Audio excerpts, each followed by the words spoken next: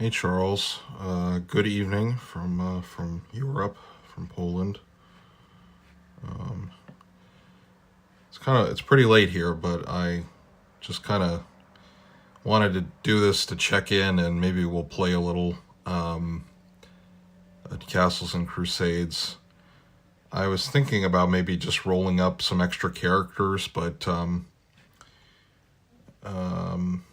because one idea I had for this was maybe because we've got our two characters, Sandor the Knight and Lucian the cleric, but I thought maybe could be interesting to roll like other characters that are just doing something totally different on the continent at the same time. But maybe we'll just play more encounters because these guys are kind of have their mission and it's pretty interesting. So yeah, trying to find maybe some little bit of music. Trying to find, oh, here we go, some classical music from Iran. How do we play this? Fatima's Paivar and Ensemble. Let's see, can we, is it a picture? Can you play this? Yeah, I haven't been here that long, but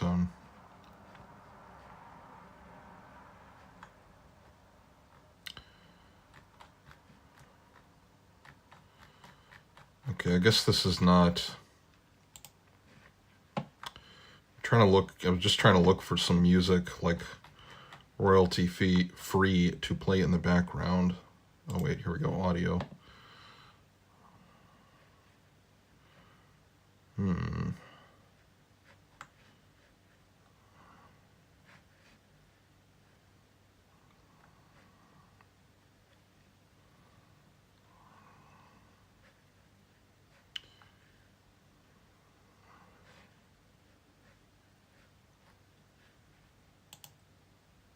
So can we play this?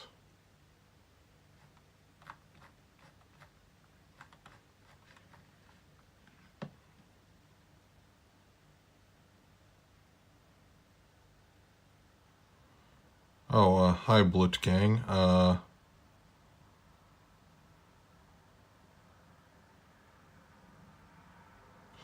Okay, well, yeah, I'm gonna wait and see if a few more people come on, and then we'll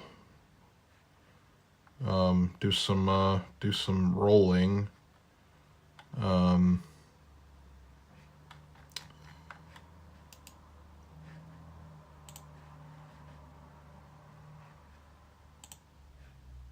Stereo VY at 87 asterisk ZRG 5000. Okay.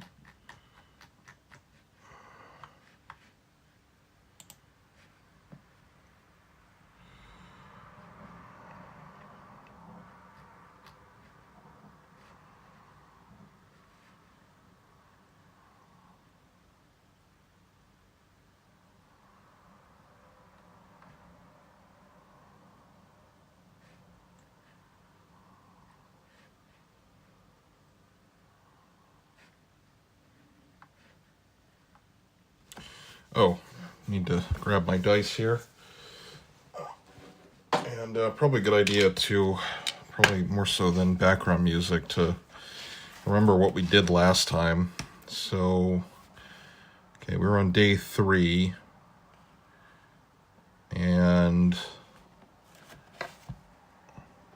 okay, I bought a new tripod, which is a lot more stable than the one I had before, so.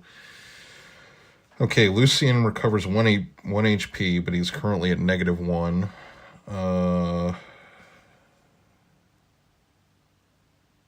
Okay, so we finished the second stage, and we're moving to the third stage. So this is where I think I might have messed up the timekeeping on this, but yeah, okay, so we've made a note that it's near a ruined city with everything crumbling and there's not a lot remaining, and that was Yeah, that was what Meandering Mike recommended, to call it the Observatory of Ulugh-Beg. So we'll do that, I think. And 9:15 on the boat.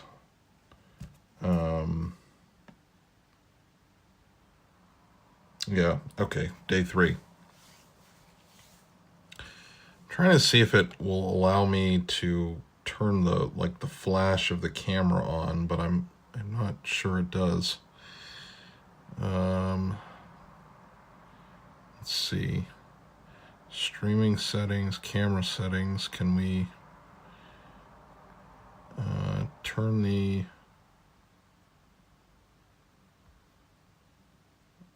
orientation lock?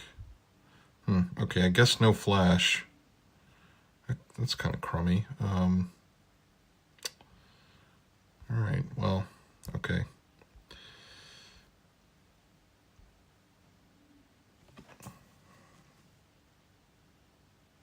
All right, let me pull up our handy dandy encounter table from 1E D&D. Put the camera on the other side so no shadow. Okay, let me try that. And yeah, the only thing is just I'm right-handed, so trying to, and this table is not super big, but let me see, that might work. Okay, yeah, I think that'll work. Yeah. Okay.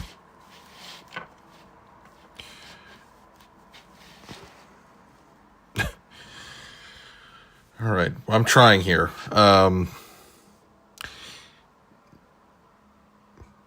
Well, if anything else, this stream might just be me trying to get the setup here right for another, and then do like a real one later at a later date. Oh, there you see my beverage here. I should probably move that, but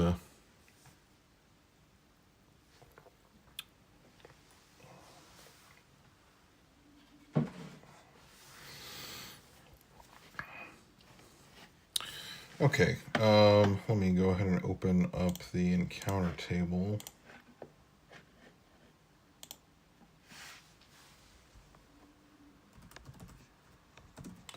And Telemachus sent me a whole bunch of these, but I have to say the D&D 1E encounter table is really good. But I am also going to go ahead and open Discord and get the other, yeah, okay. So we could do aquatic encounters because we are on because our characters are on a riverboat. Potentially. But I think what I'll do, so let me check everyone's status here. So first of all, gonna open the, so turn the page to character sheet. So, all right, Lucian is 4 hit points. Shandor is 10 hit points, but currently he's at negative, I think he's at, let's see, he's at -1.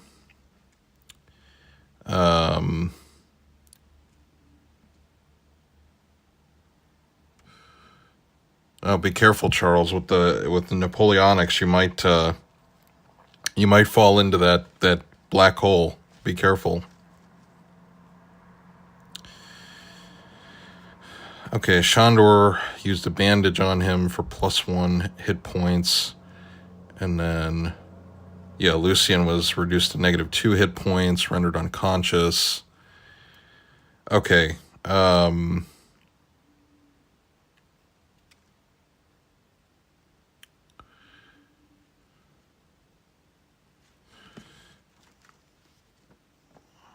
So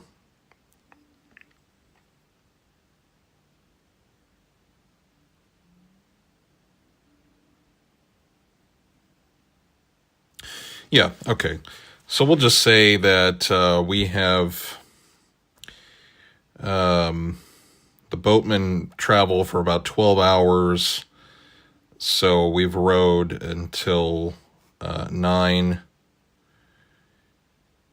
9:30 p.m. is like pretty much when they stop and get off and kind of pull the boat ashore. We are at the third halting station.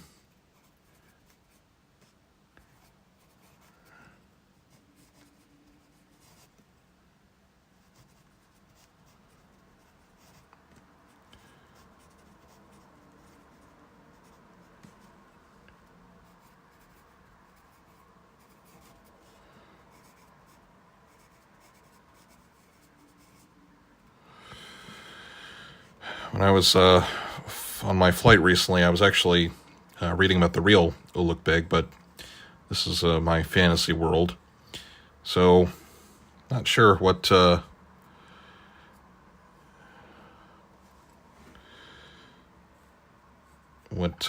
my fantasy Ulukbeg would be doing, but think about it maybe.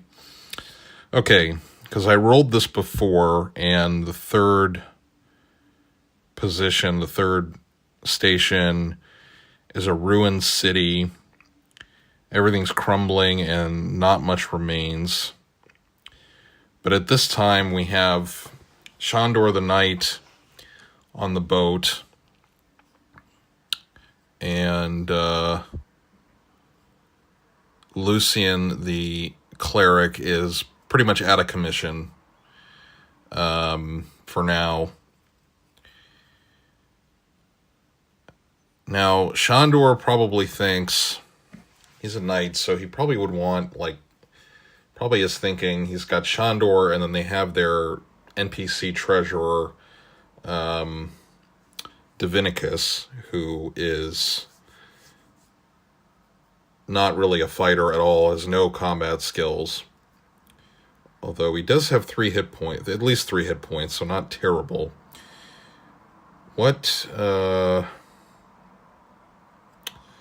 What would he do? Okay, so it's 9:30 p.m. The boatmen have pulled the boat up to the shore. They probably have like a way to lash it. I'm thinking here the shore isn't like that shallow. It's not like a beach or something, so they probably have to like tie the boat down somehow. They probably have like stakes and big stakes and like ropes to do that. What's the season? Okay, because I did come up with like some months. I think I said on the community page, I think we're on like spring. Yeah, it's spring. It's probably spring, because that's when you would want to do a journey like this, because they're going to relieve the fort. Or not relieve it, but they're going to kind of transfer personnel at the fort, at this frontier fortress. And the boatmen are probably also carrying like supplies for the fort that they can't get locally. And Shandor, he's on the boat and he's looking out, and he sees all of this, all of these ruins. But I think the captain, because the captain has forbidden his men from going to shore, so everybody has to sleep on the boat and stay on the boat. And Shandor is not really bound to that necessarily, but he might do that out of prudence, and also because what if someone sneaks aboard? So I think what I'll do is I'm just going to roll up and see. Maybe there's something in the fortress or in the ruins that has like seen the boat maybe or something. So I'll just go ahead and do that, and let me go to the encounter page. Well, I've got the encounter thing open on my computer here off to the side. I did like showing this because it is fun. Okay, so gotta relearn how to do this again. Okay, so we rolled... it's not a castle. We rolled for, like, ruins. Psionic encounters, we don't want that. Uninhabited areas will occasionally have fortresses. Okay, but it's totally deserted. It's like a deserted ruin. Yeah, good wisdom from Apocalypse Now. Never get off the boat. So, all right. Wilderness areas, and we're in a plain. So, okay, what do I need to roll on this again? Is it D100?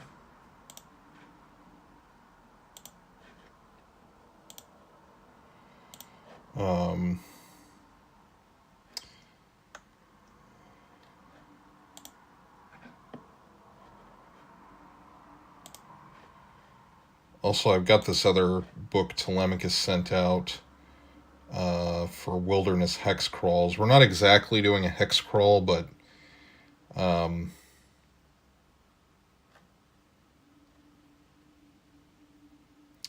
because I don't have the hex paper, and okay.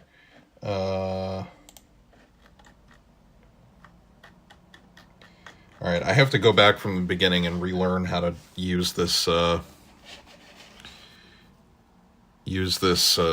encounter table.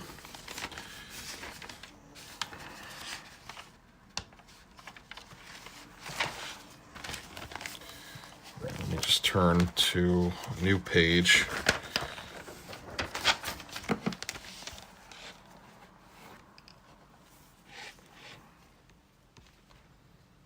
Okay, hopefully I don't knock this over while I write.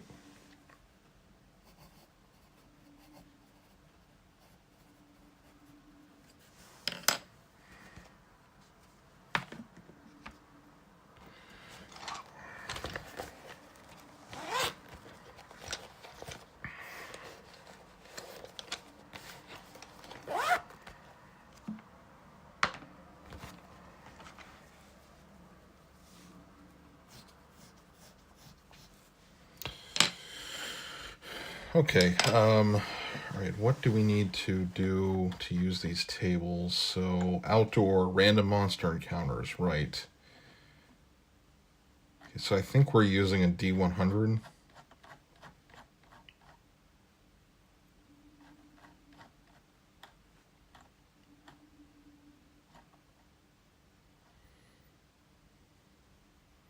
Yeah, that looks right.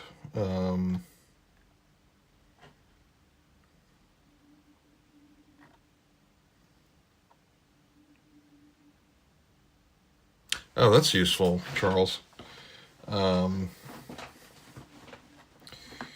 I should do that. I should try to use that. Yeah, no problem. Because I'm also trying to remember how to use this.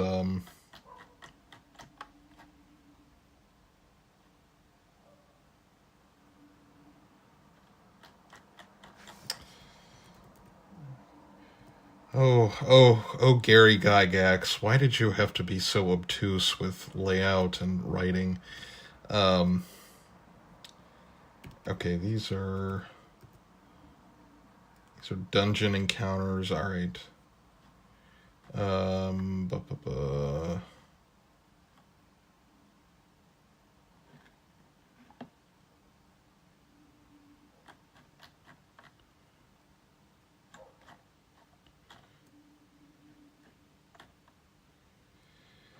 Okay, random encounter, roll a d20, cross index the level of dungeon or whatever is equivalent. Read, define which dungeon random monster table to roll. Once the table is found, the dice will discover at random which monsters have been encountered and the numbers. Okay.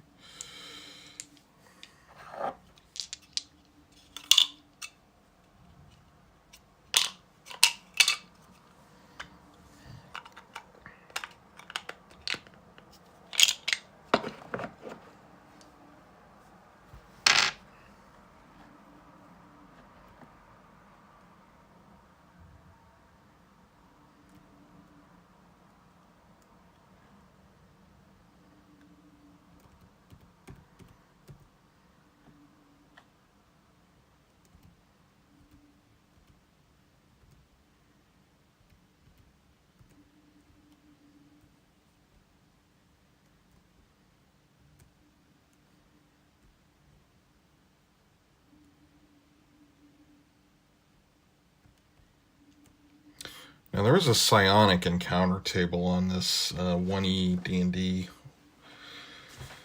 one, but I don't know. Would there be psionic stuff in there? Maybe within the ruins somewhere, but I don't think on the outside. And we're assuming that this area is probably modestly well trafficked. It is like a known stopping place for riverboats. Okay.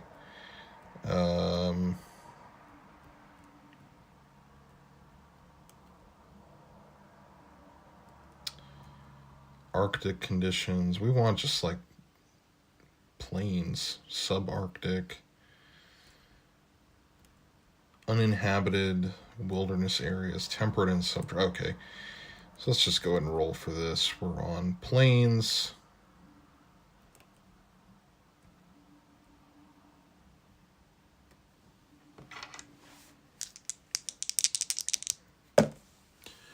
$94. So what does that get us? Okay, the chart only goes up to 75. Unless I'm doing something wrong.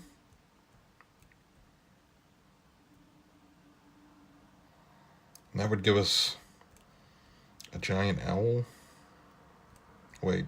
Oh, it continues onto the next page. All right. 94.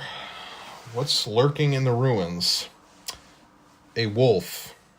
Okay, so there's a wolf. Alright, so it probably means there's more than one in the ruins, but that makes sense. But it's probably not notices the boat, but probably doesn't really do anything. But he's there. Okay.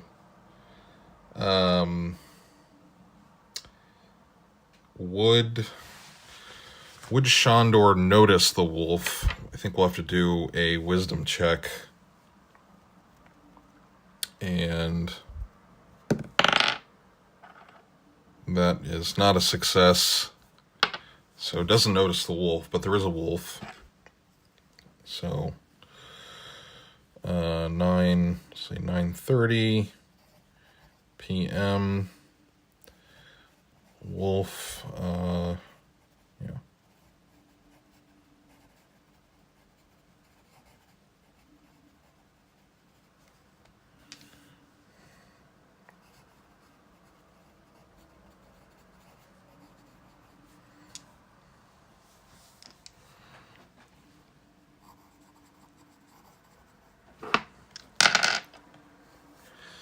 Okay, so this wolf has gone unnoticed by our knight. Let's go ahead and roll another encounter.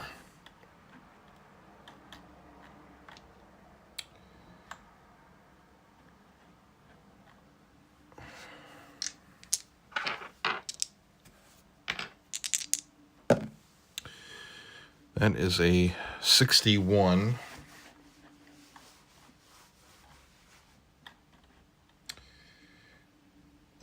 And that would be men, so we have to roll I think that's what, one humanoid subtable, men subtable. Okay, now we have to roll another. What kind of men are they? 80. So they are. Here's some nomads. Okay. Oh, hey Telemachus. Yeah, so we didn't really do much. I was most of the time I was just like messing with the camera and like not really playing, but we picked up from where we were in the last stream, so our cleric is still down and out. He's healing. And he might gain another hit point because it's been another 12 hours. And unfortunately, I don't have my player. Well, I have one of the older printings of the book on my tablets. Let me go ahead and check that out. And I haven't fully looked at all those encounter tables you sent me, but I probably will, but the 1E one is just really good. Very comprehensive. Okay, so let me go and open this up. Where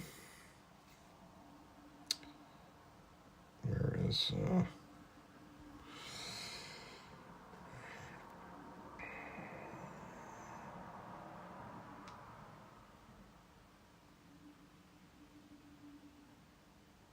oh yeah, we probably want probably need to keep the treasure book, monster and treasure book open, and oh man, I got so much stuff open on the tablet. And then where is I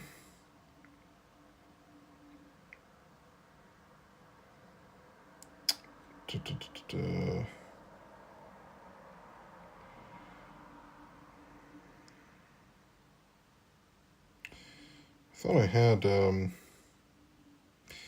player book downloaded to this, but maybe not. For the healing rules.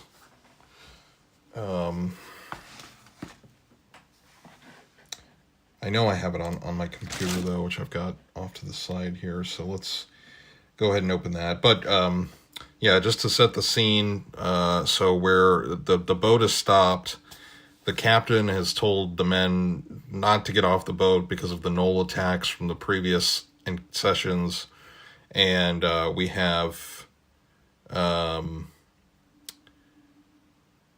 and then there was a wolf that's like kind of pacing around the outsides of this ruined city that they've stopped at, and now I've rolled for some they're nomads that are in the ruins. So now we should probably roll like one representative NPC for them, but then I do need to check if the cleric Lucian would regain some hit points. So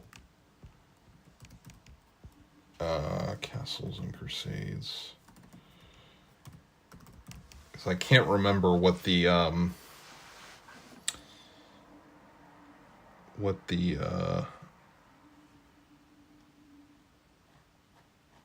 how long it needs to be in game time to heal. I think it's 24 hours.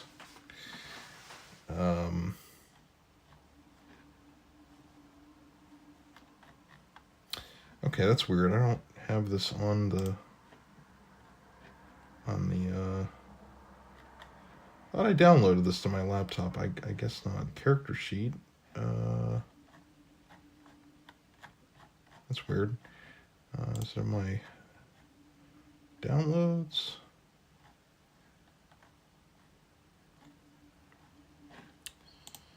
Okay, I'll just go ahead and look this up real quick online.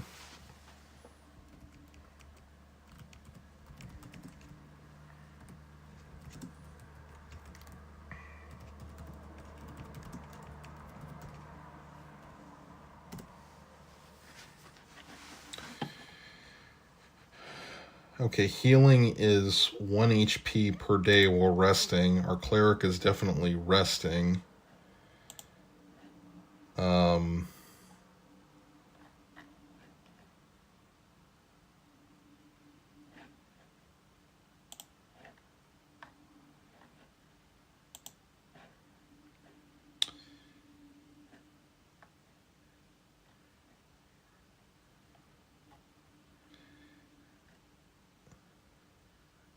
Okay, since I have not, I can't find it immediately. I'd just rather keep the game moving. I think I will just say that by now, Lucian has regained 1 hit point.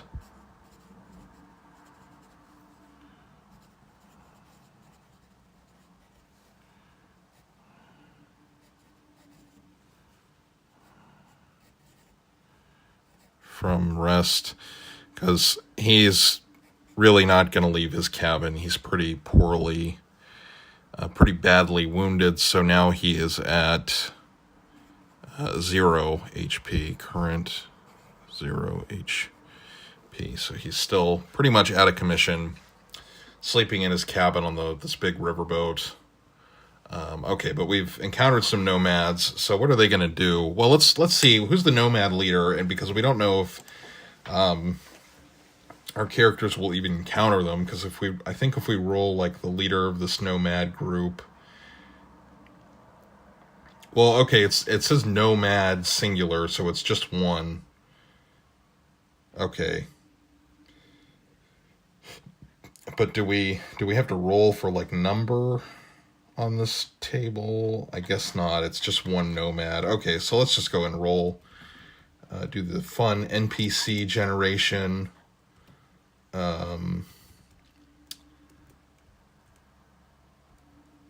Let's see here.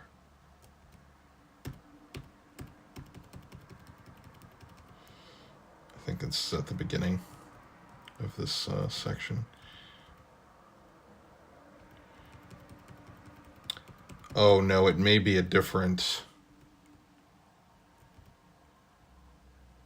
creatures, monsters, gambling. No, okay, so yeah, it's a different paper or selection. Let me see here. NPC.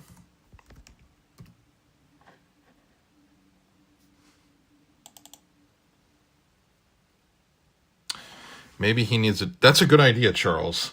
Yeah, okay, well that's a really good idea, Charles. So let's see what he's like personality wise, because I think Shandor would probably say that we do need to hire a guide. Dominicus would probably agree to that it would be useful, and especially because we've had like gnoll attacks, and that's kind of unusual. So, yeah, okay, all right. Let's go ahead and roll. So, it's gonna be a human because this is a pretty much human setting. As a side note, in this world, I thought about having the elves be there, but very like hidden almost, and extremely rare. But I'll have to think about that. I don't see dwarves really fitting in. Elves maybe, but I like the idea of exploring the idea of the elves as like kind of evil almost. Like I don't know, maybe they're hidden because they're like kind of evil or malicious, in some way. Maybe not like in a cruel way, but just like that they genuinely don't really care about humans and just see them as kind of like whatever. Okay. All right, let's go ahead and do his. Yeah, that's what I was thinking, Charles, because there is on the world map, which unfortunately I did not bring with me. I do have those two forests, so I'm thinking that they could be there, but extremely hidden, and kind of declining, in numbers, maybe. Because in this world, there's the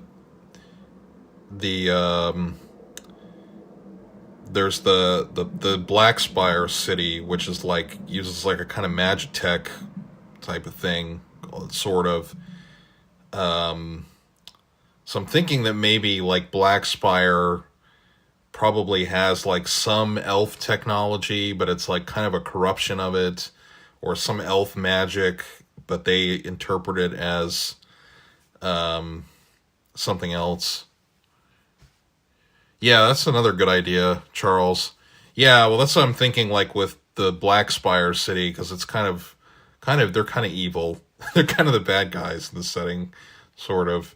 But I was thinking that they would have, like, some kind of elf magic or technology that they probably stole at one point, and the elves have kind of gone into hiding.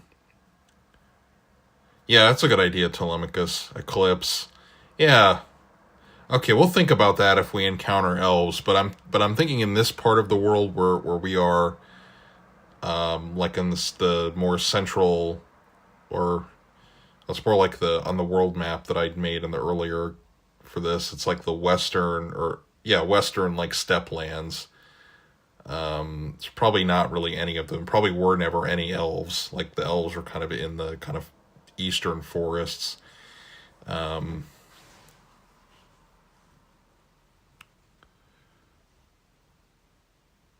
Oh yeah, I'll check that out, Charles.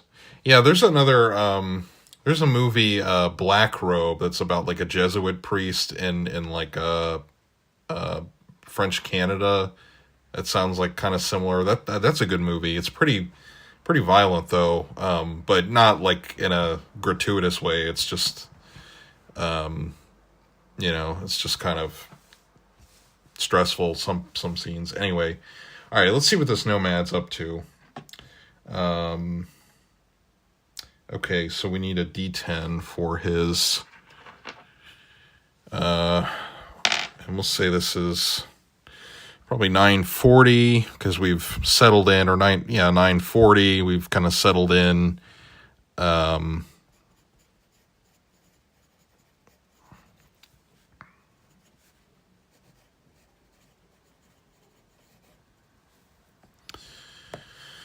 think I'll figure out some facts and then give him a name. So let's go ahead and 6. So he is chaotic neutral. Okay.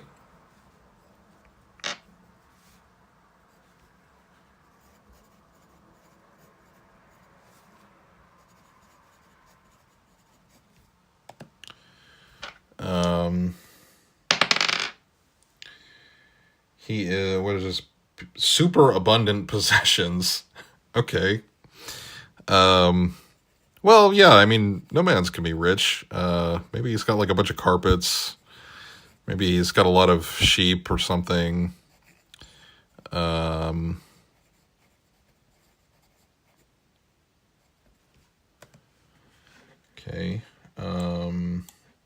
Appearance. So we'll do his 2, so he's youthful. Okay, I guess I could do this like two-handed. Roll off camera. That's a 7, so he's dandyish.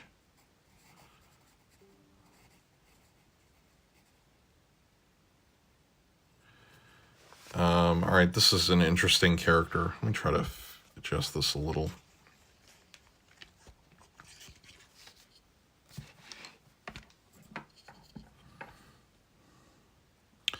Boy, the camera quality, it's like I'm streaming in, I don't know, 2001 or something. So sorry about that. I just try to have my voice and personality carry these streams sometimes. Okay. Dandyish. I could go to the other table. That might be better. 7, so that is his, well, we need to know what we're rolling for. So, okay, but a roll of 7, he's neurotic. Okay, all right.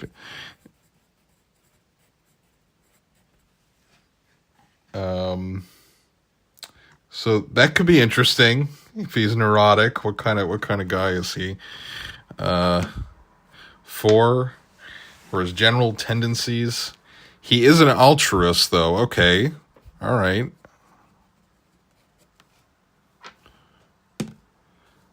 6.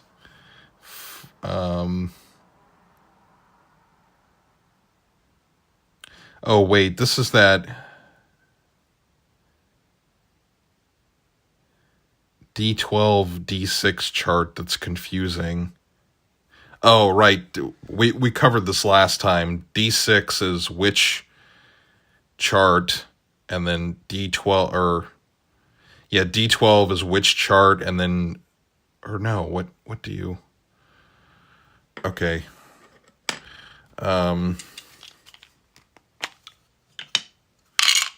Yeah, I think Telemachus made or maybe it was Mike, Meandering Mike made a good guess. Okay, so we have to,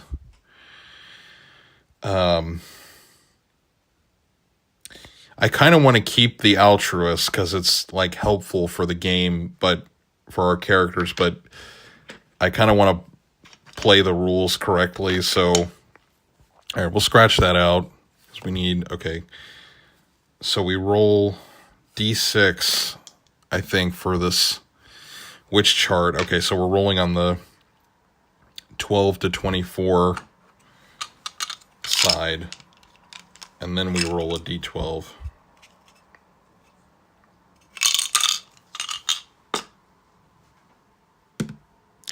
That is a 9, so he is 20 servile / obsequious. All right. All right, that's interesting. What's his personality? So we do a D8 and then a D8. This is another chart where I'm not really sure. Like, all right, let me just go over to the computer screen here. Okay, so here's our chart. We've got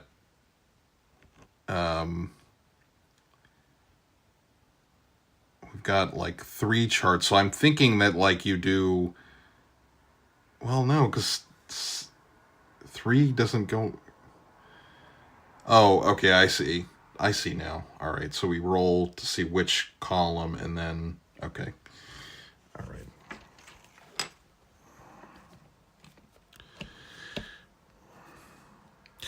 Yeah, I'm doubting the wisdom of Gygax and, his writing, and it's all so clear, this is what some people say. Okay, 8. Introverted. Okay, now we'll roll again. Solitary and / secretive. Oh.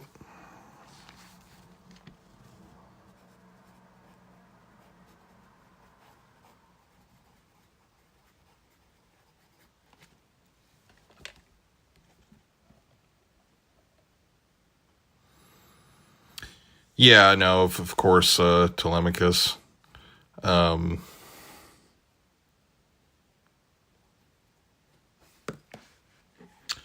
All right, now we do a D10 for his disposition and intellect. So disposition, he is compassionate, sensitive.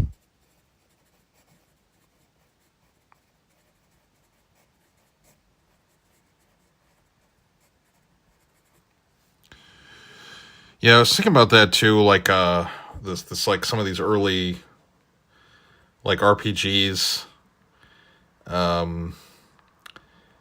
Like it was just kind of a mess. Like the Blackmore game that they talk about in that movie, Secrets of Blackmore. It just sounds like I mean, I know it was like they were coming up with it, so it's like you can't really criticize it too much because they were literally making it up, but it sounded like the guys that played that had like a lot of fun, but it was like a lot of it just sounded like really kind of messy and like I don't know. I'm saying, well, okay, thinking like a historian, I'm saying this because I'm used to role-playing games now, and if I went back to play a game like that, I would get frustrated, but they didn't have a frame of reference to that, so,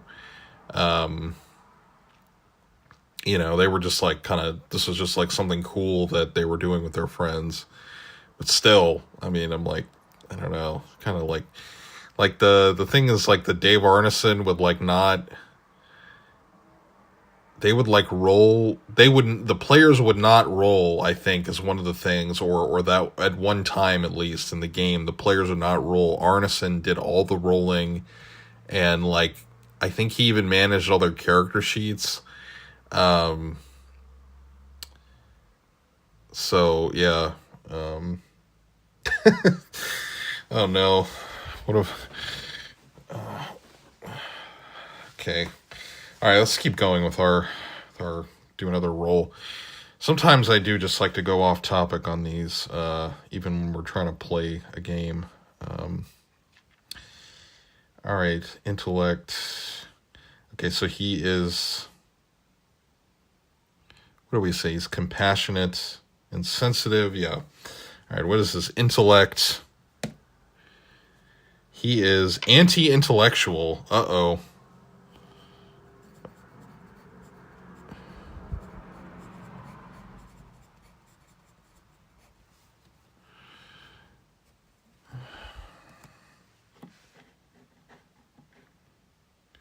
Nature. That's a D6. Vengeful. No. Jealous. That's a 5.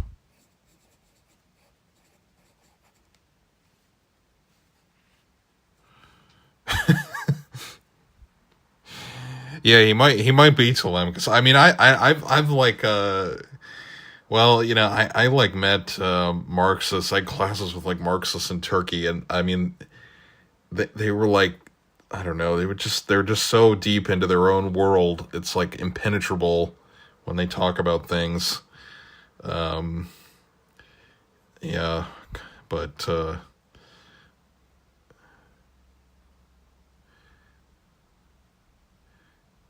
yeah, that's true, Charles. I mean, I feel like that's kind of the fun of doing these, because like I could just film these as like normal videos, but then like, you know, you guys bring up stuff and that like makes it fun, and you know, also I feel like I'm kind of checking in with what people have going on, rather than just like posting the video and, you know, doing like comments back and forth. Well, anti-intellectual and jealous. I mean, could be kind of in that direction, Telemachus. I mean, it's maybe, yeah.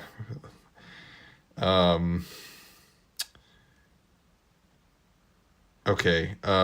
Did we do his? Oh, that was his nature. Now we do if he's a materialist. Now it will be the real test if he's a good disciple of Karl Marx. Okay, 3 average. All right, so not terribly special. I'll just put average. Materialism. It is fun though using this like NPC generation, because you can you really can make like a personality for a character with all this stuff. All right. Oh no, honesty is on a D8. Let's see, honest. 3. He's truthful. Okay. Oh.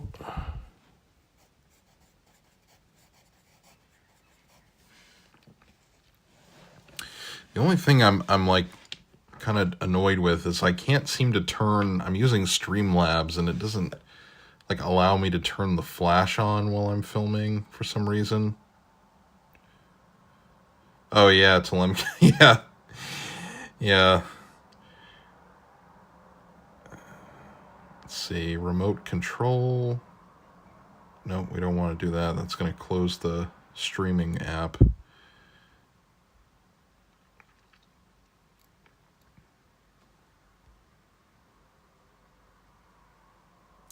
Camera settings. We don't want to mirror the front camera.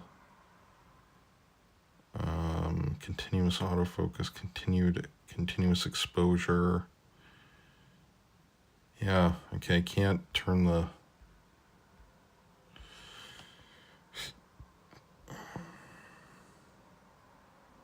Okay, but what if I just turn the flashlight on? Will it allow me to do that?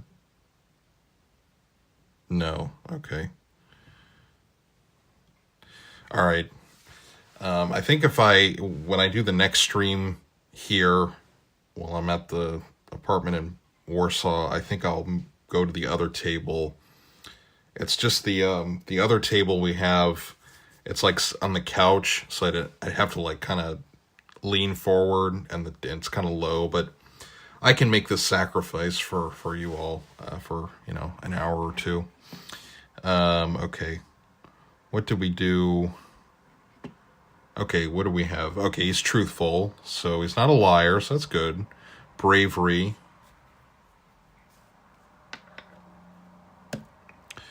That's a 3, so he is normal bravery. Okay.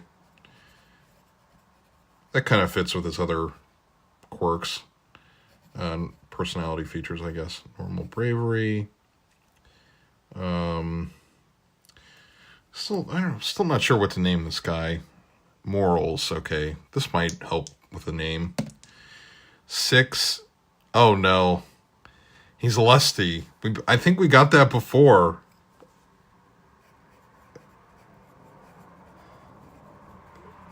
Oh.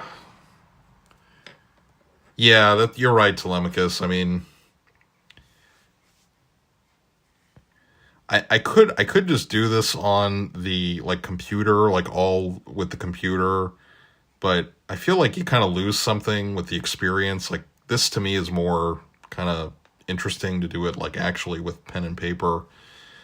Okay. All right, he's lusty, but at least we didn't get 10, 11, or 12. 10 is perverted, 11 is sadistic, and 12 is depraved. All right, piety. 11, he's iconoclastic. All right.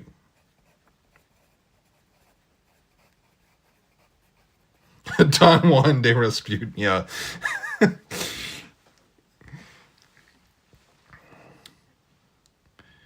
In Middle Eastern languages, like they use the word pimp a lot for like as an insult.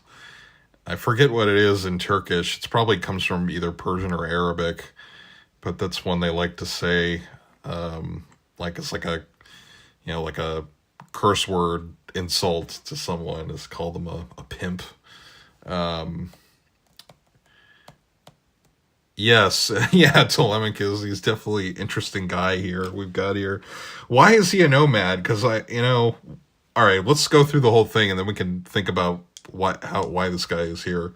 All right, for his energy, he is, okay, normal energy. Probably have to be normal energy at least to be a nomad. I mean, you're on your feet all day, so normal energy. Thrift, he is mean. So I guess he's kind of stingy with his money, but not so bad that it's like 1 on the list is miserly.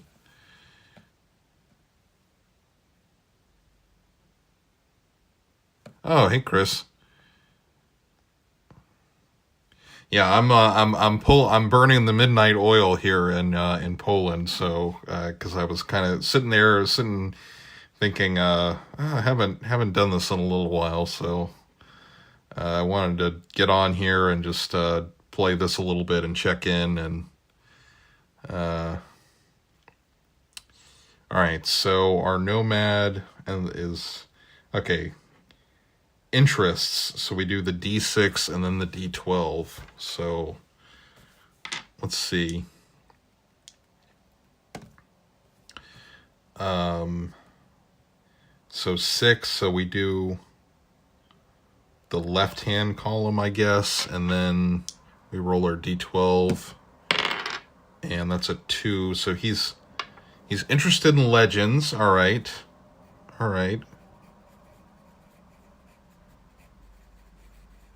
That kind of fits for a nomad.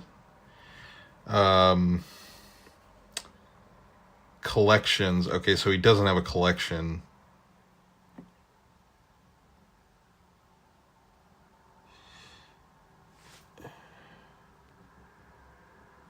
Yeah, it's normal. Yeah, normally like when I'm at my usual place, I try to do them like 7, 8 o'clock in the evening, but yeah, it's pretty late here.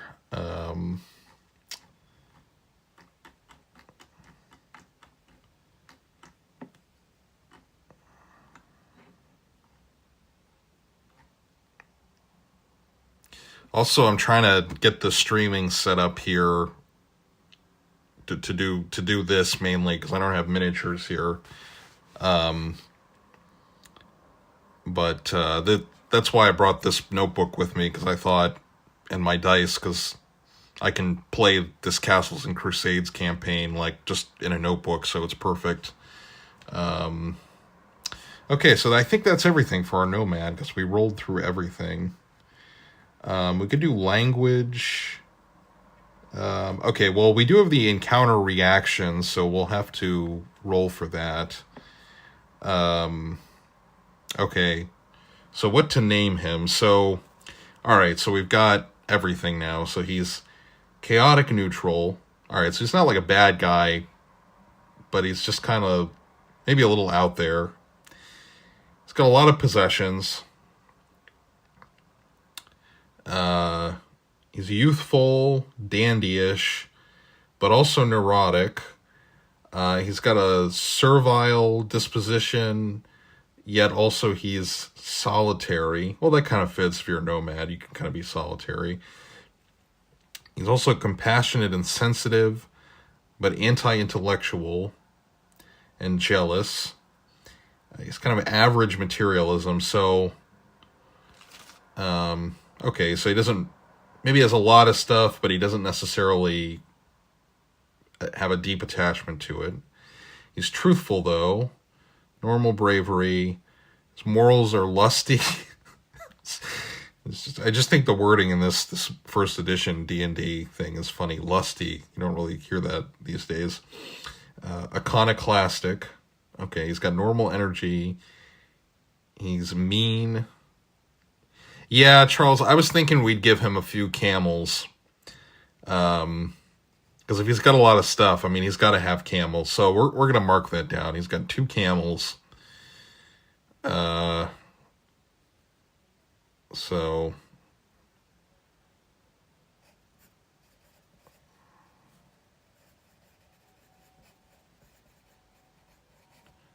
and a goat, that's a good idea, Telemachus, because, you know, you got to have the goat milk, goat cheese, you know, consuming the goat itself in an emergency.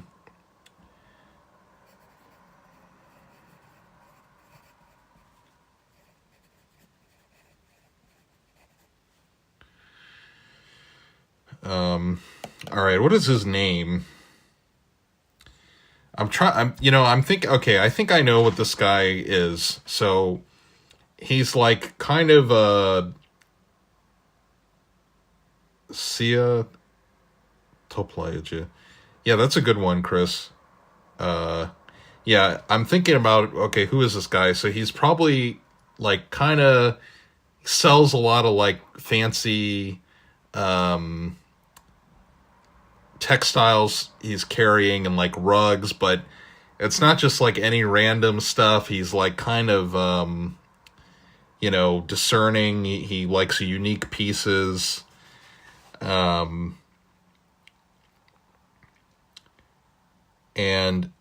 he's kind of obsequious. He's obsequious, so he's like good at, you know, kind of not smooth talking, but like making people feel, you know, comfortable when he does business with them, but not someone you could get to know very deeply because he's solitary.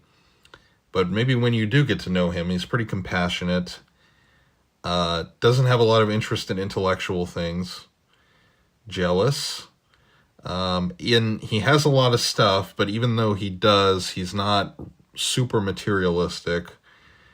Doesn't exactly like to spend a lot of money, probably not on himself, but will spend it on his business.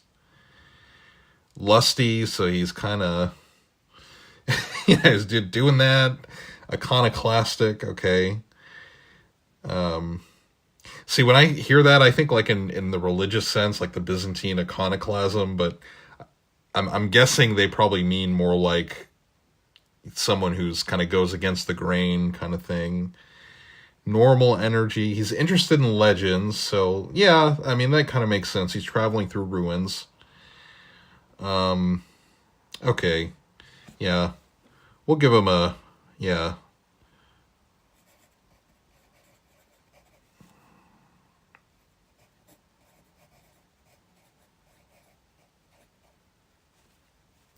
Sia Toplagia. Okay. So he's coming So he's in the ruins. He's probably like starting to camp out himself for the night, and he sees the boat. And there's probably like a few lanterns here and there on the boat. Shandor sees him. And Charles raised a good point earlier that Shandor, our knight, probably wants like some kind of guide for the area. This guy would probably be useful. He's a nomad. He probably knows his way around. So I think Shandor will get down off the boat.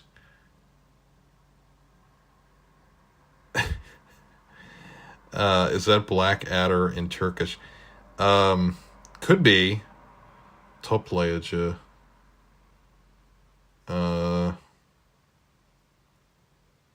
Toplan is meeting, I think. Toplayıcı. Yeah. I don't know. Oh, yeah, that's a good idea, Charles. Yeah. He's got a scimitar for a weapon. Could you get the camels on the boat to continue down? Yeah, I think the boat. We're assuming the boat is like big enough that the animals, a few animals, could fit in the like cargo berth. So yeah, we could do that. Yeah.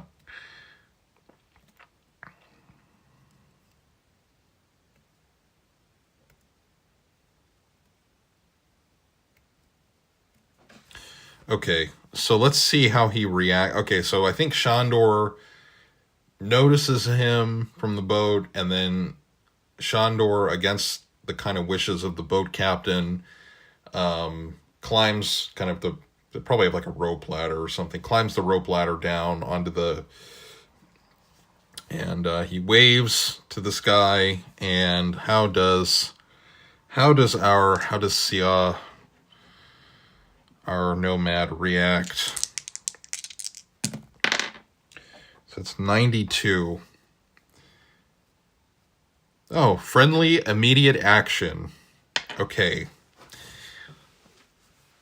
So I'm guessing that Sia, he's trying to settle down for the night. Probably sees the boat, and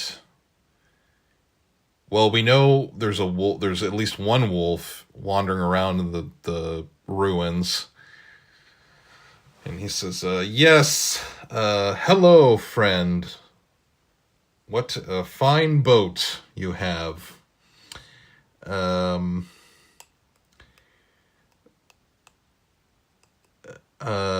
was wondering if you could perhaps allow me to spend the evening. Something like that. And he's got his camels, and he's got laden with all of his goods. He's probably wearing something like kind of vivid, like a very bright red, maybe, with like maybe some jewels almost, or like some little jeweled accents here and there on his maybe his kaftan.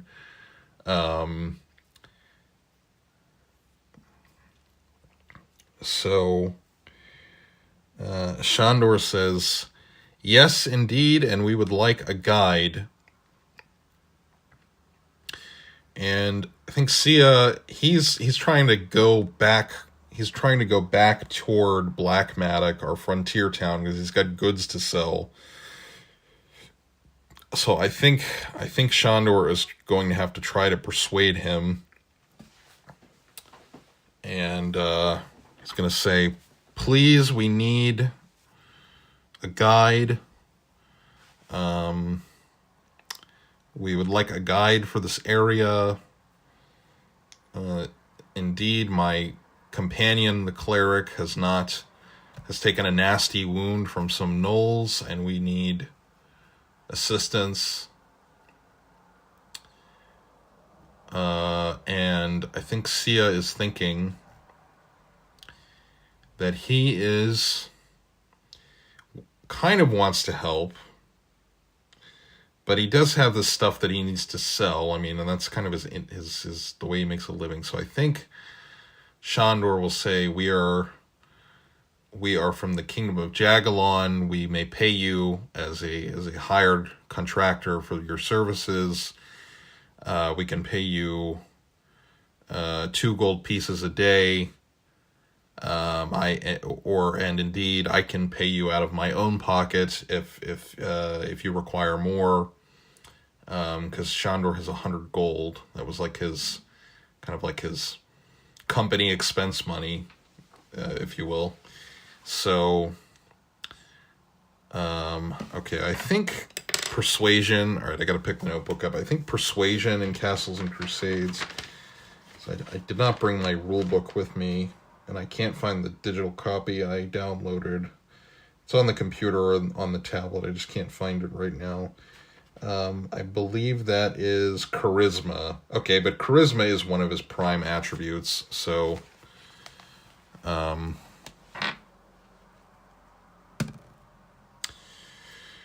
No, and he does not succeed in persuading Sia.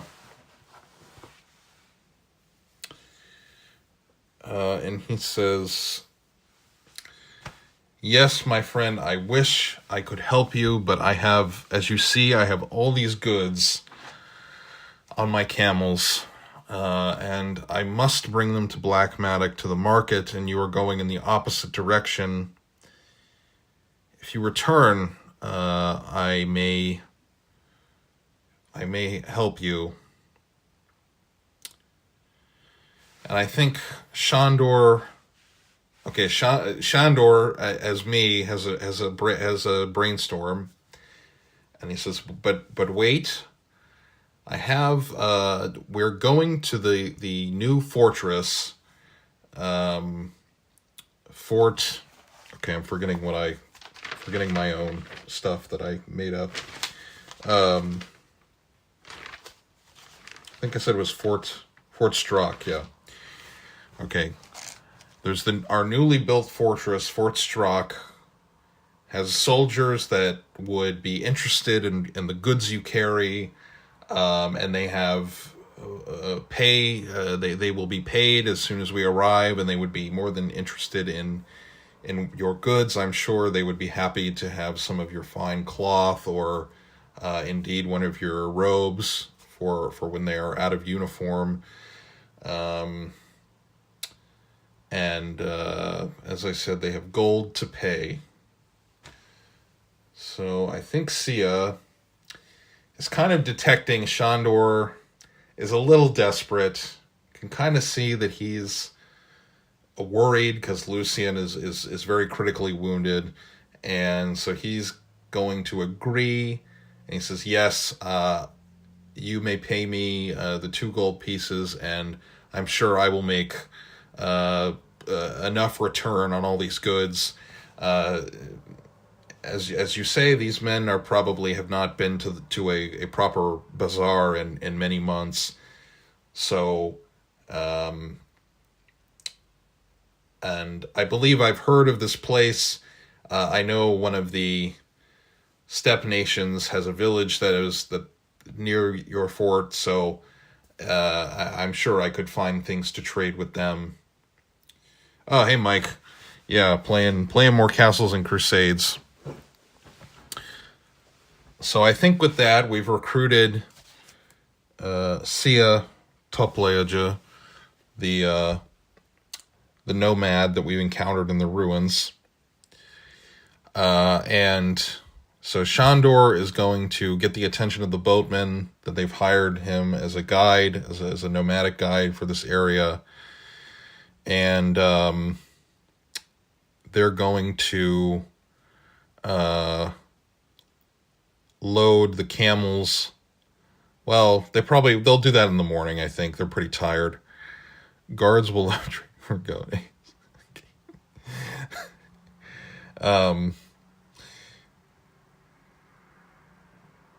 Okay, Telemachus, that's funny, but maybe in this world, maybe the nomads have some kind of different creature that, like, is like that is like, I don't know, maybe they bred it, or it's like it was magically created in the distant past. It's like the ultimate nomadic animal that like you can milk. It also lays eggs, and I don't know, maybe something else. Does Sia have a cute? I don't know. He's alone. He's a loner according to what we rolled up on the chart. So I don't know if he has a sister. Okay, so Sia is brought aboard, and I think his camels, he just kind of, they're not going to go anywhere. He trusts them. The camel and the goat, they're not going to go anywhere. Two camels, I should say. They're not going to go anywhere. But they do unload the goods that are mounted to the camels, so the boatmen do that with a little bit of grumbling. And then they kind of bring him aboard. So we'll say by 10, like around 10:15, all this is sorted out.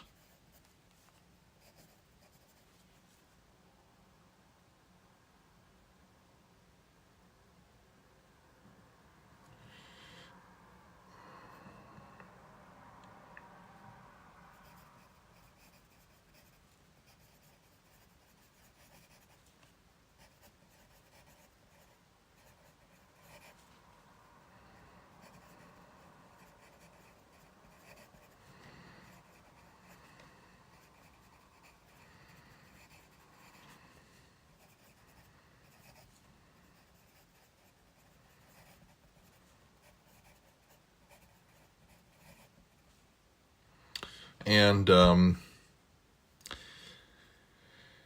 Divinicus, the treasurer, pays him for one day's pay. Oh yeah, that's true, Charles. Yeah, the boat crew may want to buy things. So yeah, so probably he probably makes at least a couple sales right there, maybe selling some blankets or stuff like that, or other goods he has. There's probably a way.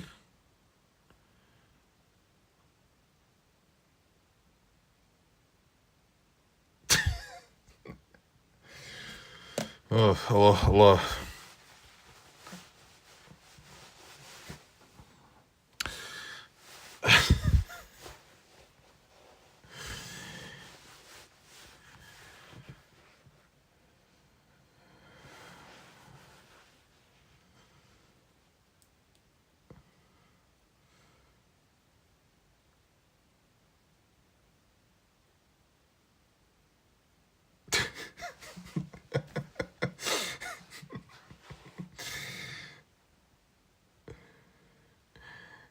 No,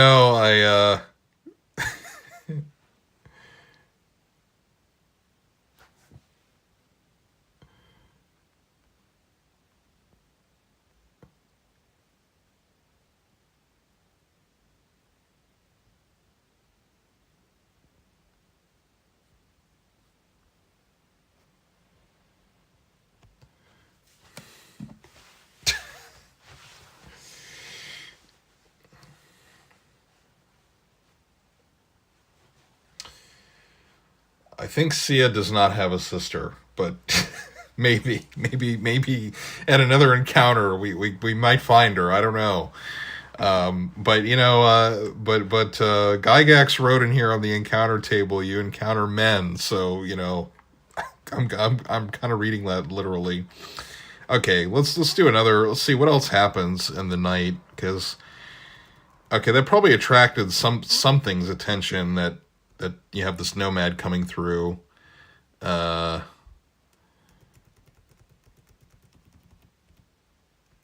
right, so let's go ahead and roll another encounter.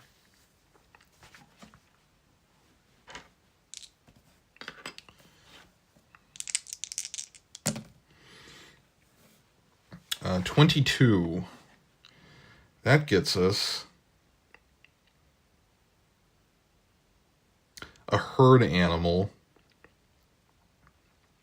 What kind of herd animals would we have?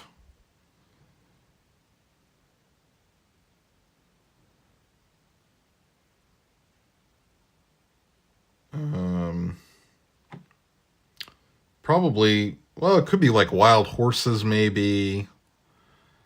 Shandor already has his own horse that's aboard. Okay, so I don't know, some kind of herd animals pass. Well, we did roll a wolf earlier, so maybe all that happens is in the night, so you got a wolf that's in these ruins, and some herd mammals pass through, and the wolf is maybe hunting, and people can see that from the boat in the moonlight.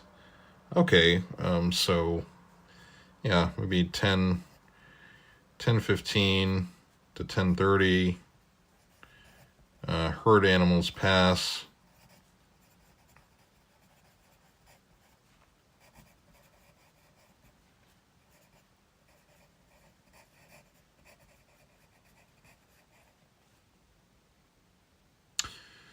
Small, yeah, that's a good idea, Mike. Yeah, some red deer, yeah.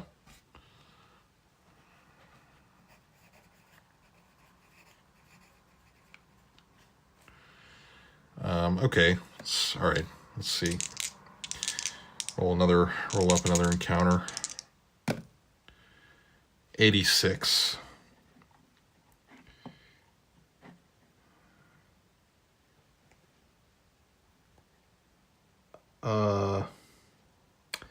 A giant wasp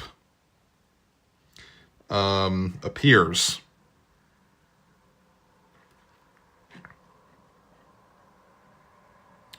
Okay, are there giant wasps in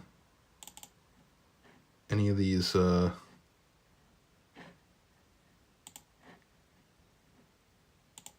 see. That's classic monsters, but I'm gonna look at the regular Monsters and Treasures book.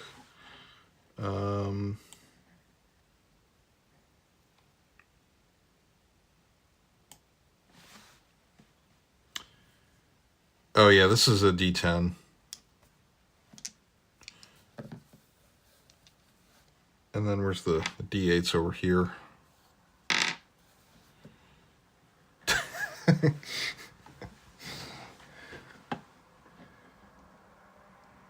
Okay, do we have a wasp in the... Okay, it's not in the Castles and Crusades treasure tome, but maybe... Is it in the classic monsters? No, we don't have a wasp. Do we have a similar... Maybe there's a similar creature in the Monster and Treasure tome. Some kind of bug. I mean, that would be fine. Halfling, hellhound, herd animal, horse. Okay, I can't find a wasp.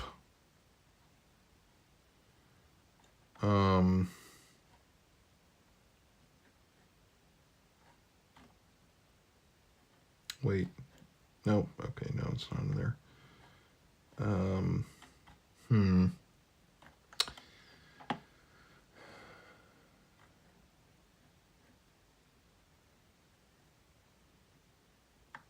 Okay, well, we have spiders. Okay, I'm just going to make a call, and I'm going to say we have a medium spider.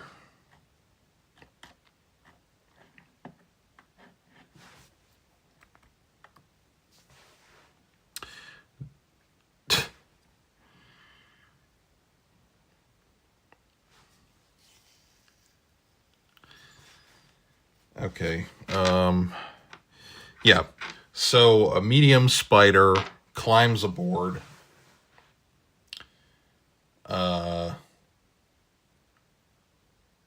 Seeing that there's activity from the boat, so it climbs aboard to attack something. Let's see if... Well, Shandor's our only real combatant, so...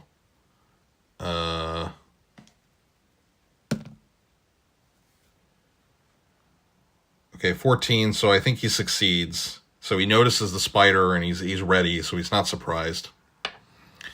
And then, let's see, how many hit points will this thing have? 2, 7, 9, okay.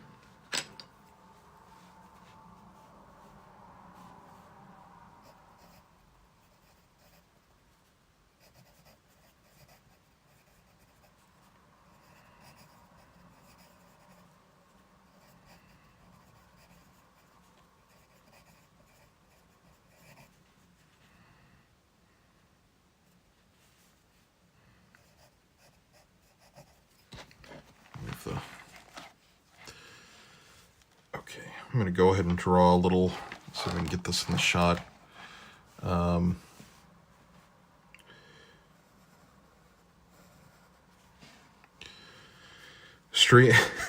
Thanks to the camera quality, I'm streaming from 2001. But, yeah, it's okay.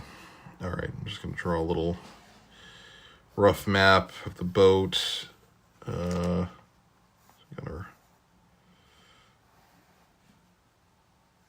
It's like the...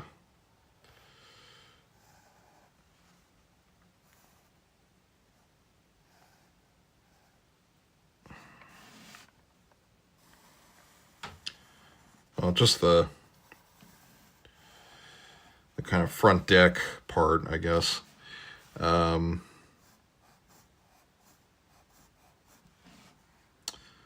So, all right, draw, that's like the land side.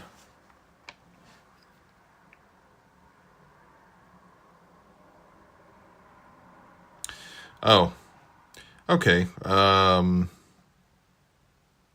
right, well,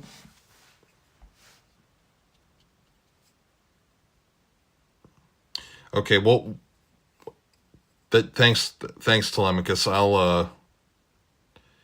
Yeah, now, well, I'll have that for reference if you could share that in the Discord. But I think for this one, I'm just going to keep playing as a spider since I have that pulled up. So, get a spider aboard, 9 hit points, climbs aboard. Oh, let me get my red pencil out. And got our enemy spider here. And Shandor is, get my blue pencil for Shandor.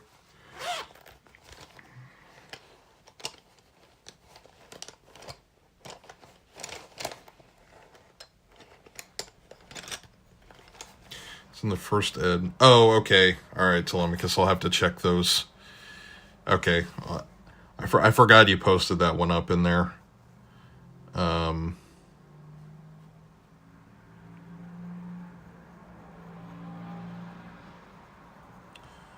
Okay, Shandor is there, weapons drawn, weapons at the ready.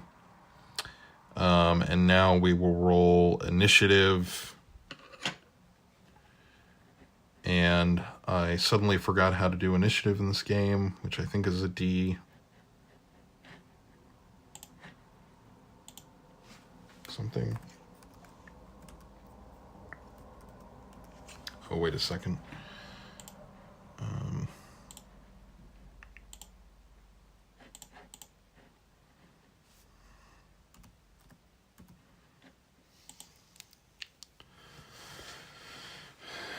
I think it's initiatives on a D10, I think. Yeah. All right, so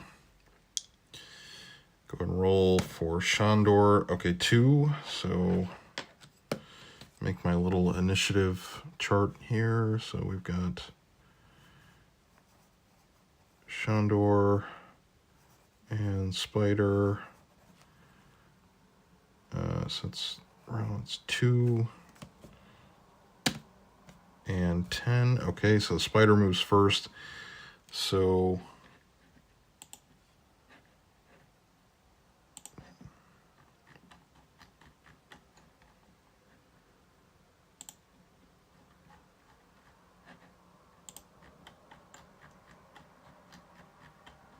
okay, I'll check that later. Okay, so the spider is going to move first. So let's see, his movement speed should be reasonably fast. Move is 30 feet, 20-foot climb.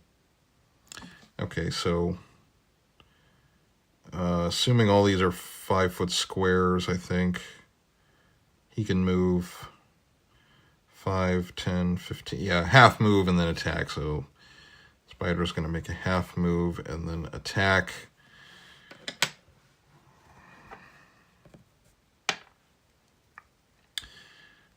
Uh, 8, and Shandor has an armor class of... His armor class is pretty good, actually. So he's got... Yeah, that's right. Armor class 15, so he... Spider attacks, and that's a miss. And now Shandor has a sword drawn, and he's going to swing at the spider.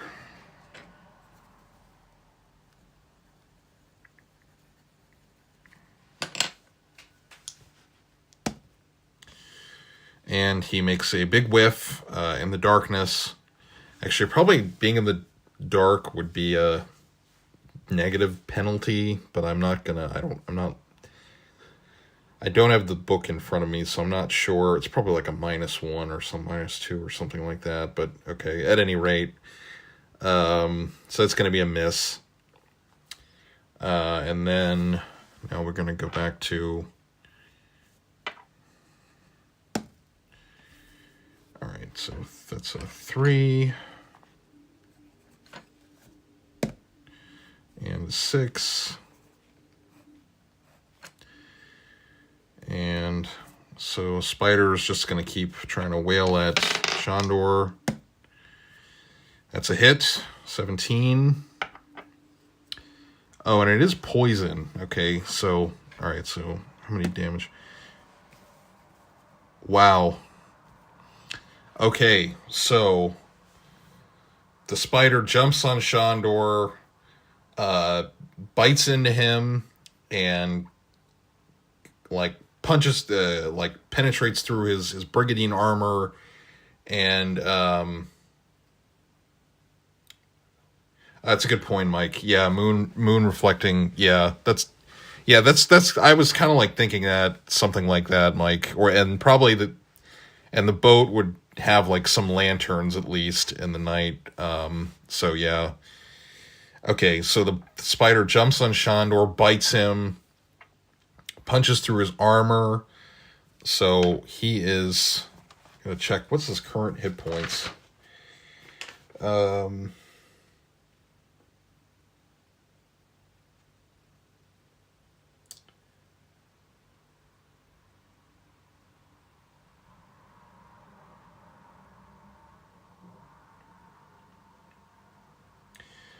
Yeah, I think Shandor only took like 1 point of damage in one of the previous encounters. So okay, so he's down to 4 hit points. Okay, so all right.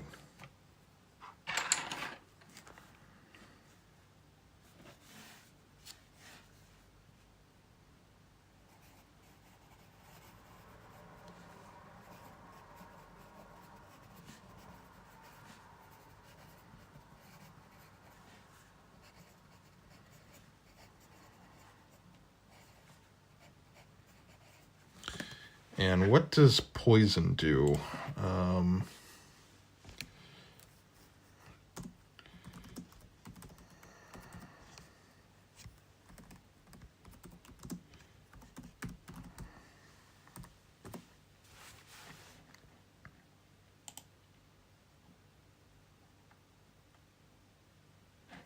Oh, wait. Okay, so apparently this is in the Monster and Treasure Tome, so... let's see. Poison...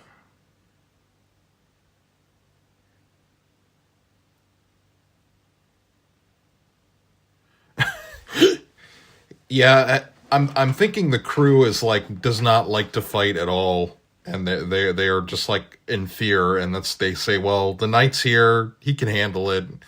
The knight and the cleric. Okay, common poison. What Okay, what... It doesn't really say what type of poison. So... What kind of save do we have to do? Special poison. Okay, poisons. Saving throw is required to mitigate an effect. But what... This is just like animal, like insect poison, so... Huh.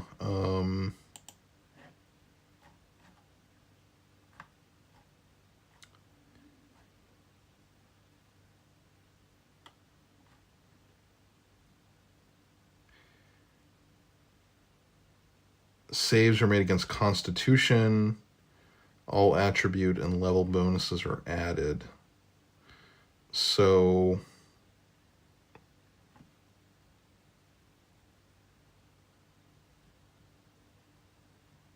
Your arm swells up, you get -2 to hit for the rest of the encounter. If it was... Hey, Jeffrey. Yeah, we're doing some Castles and Crusades.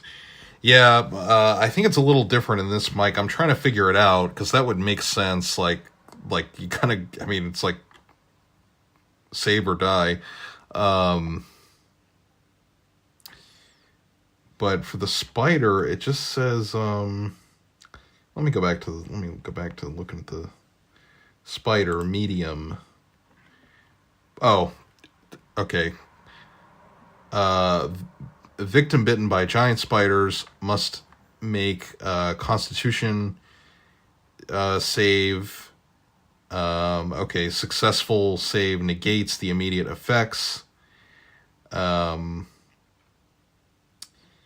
Successful save negates the effects of a small spider's poison and halves the listed damage on medium and large spiders. There are no effects in the following rounds. Okay.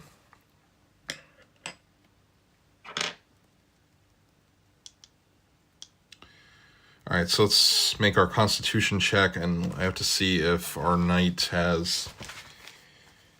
Does he have a... Yes, he does have a prime attribute in Constitution, so he would get a +1 to that. Oh, and his Constitution's 14, so I think that gives him a little bit of a bonus.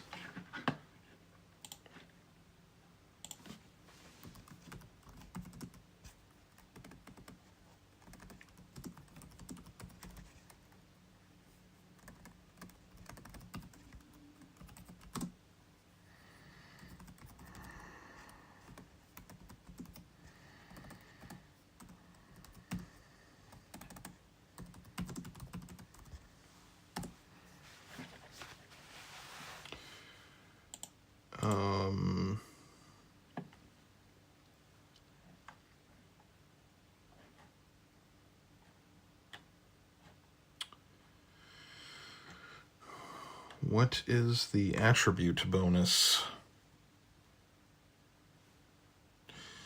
Yeah, no worries, Jeffrey.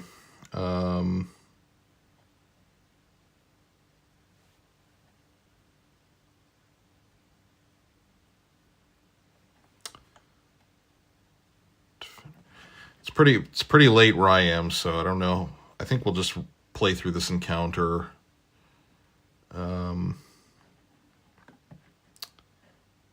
Trying to find... Where's just the... Someone made this nice cheat sheet for Castles and Crusades, but it doesn't have, like, just what the attribute bonuses are.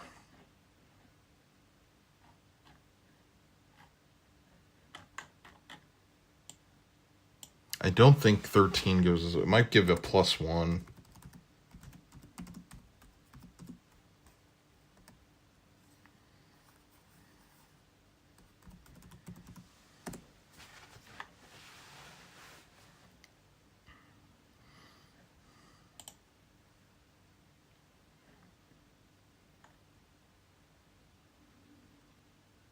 Okay, 13 adds +1.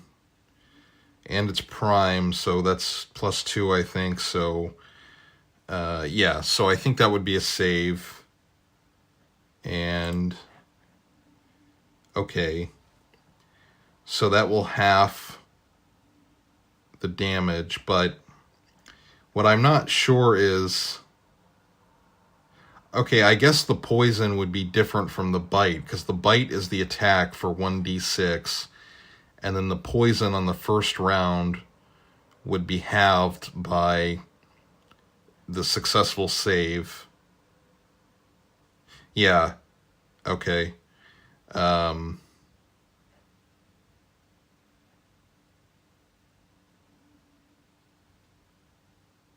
Oh, if the victim fails the first save, they take damage as indicated below. Further, in the following round, they must make another save to lessen the venom's continued effects. There are no further effects after the second round. A successful save in the second round affects halves the indicated damage with no effects occurring. A full fail indicates full damage in the onset of physical reaction. Okay, so I'm guessing... So we succeeded the first save. So I guess we do not take damage in this case. But then the following round, we'll have to see if we take full damage. Okay, I think I understand. All right, I'm going to go with that reading of it. Okay, so, all right, still a pretty big wound, and so no extra damage from poison. Yeah, that sounds right, Mike. Okay, so all right. Shandor's gonna swing with his sword again. 16, and yeah, that's a hit. And I think he has. I can't remember if I gave him just a long sword or a Brigandine steel shield. Yeah, long sword for 1d8. So. Oh, 1d8 plus, I think, the strength bonus.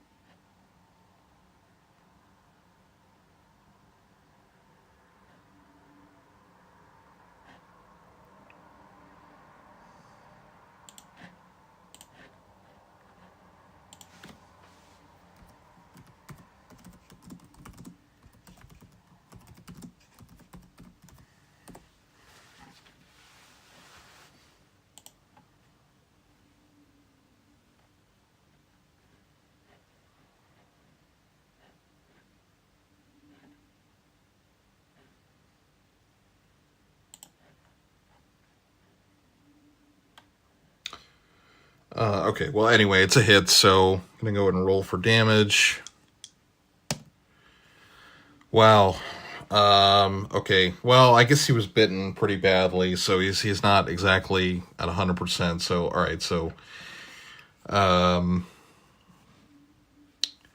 Spider struck for -1 hit points.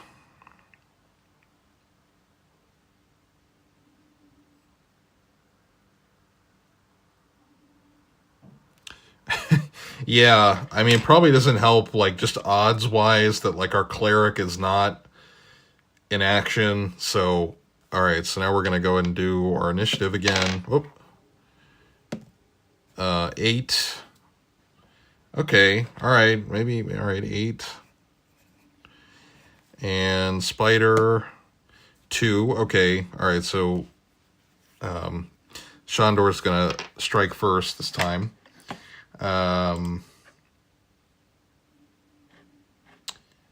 Oh, great. Someone made a combat, like, kind of quick reference sheet for Castles and Crusades. Perfect. Okay.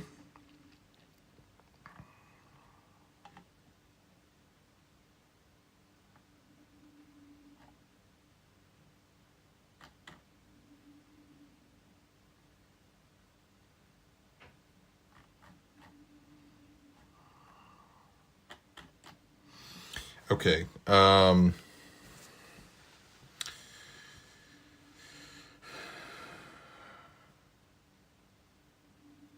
So, okay, I think now we have to do the save, Constitution save again to see if the poison takes place. All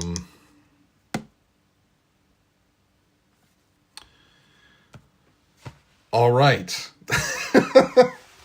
Okay. Well, there we go. So let's see what happens.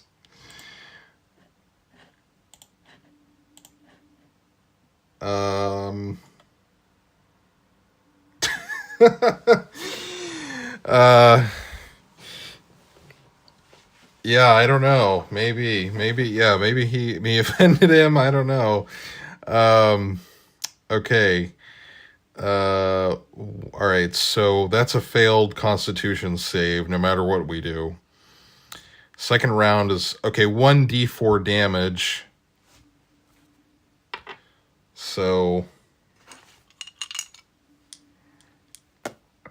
that's 2. So that's minus 2 hit points.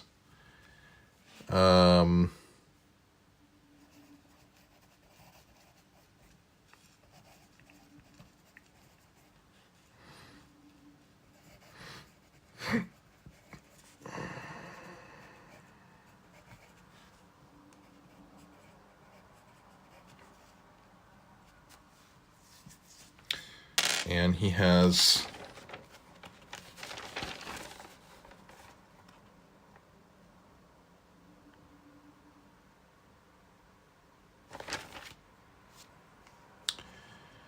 he has 10 hit points total, so he is at 2 out of 10 HP, and he has been paralyzed for 2d6 hours. Why is it 2d6? Isn't that just the same as 1d12? All right, whatever. Anyway, I guess this is a philosophical question. That's true, Chris. That's a all right. 6 and 8, so 8 hours.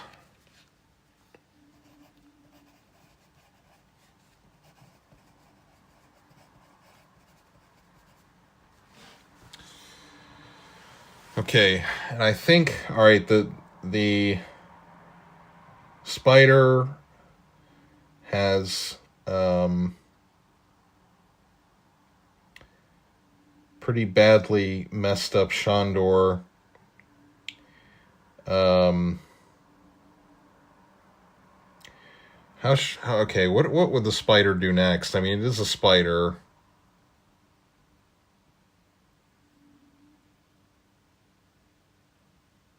Okay, I see, Mike. That makes sense. I didn't think of that.